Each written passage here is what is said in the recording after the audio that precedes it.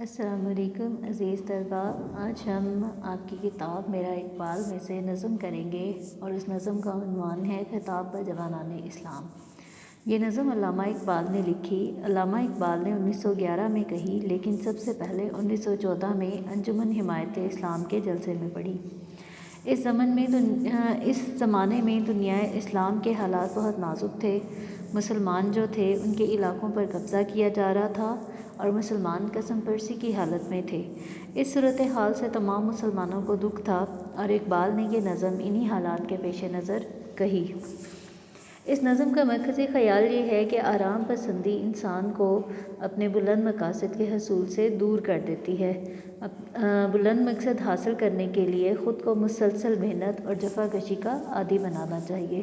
ایک سچے مسلمان کی شان یہ ہے کہ وہ اپنے بزرگوں کے نقش قدم پر چلتا ہے اور مشکلات کا مردانہ وار مقابلہ کرتا ہے۔ وہ غیرت مند ہوتا ہے اور دنیا کے فائدوں کو ذرا برابر بھی اہمیت نہیں دیتا۔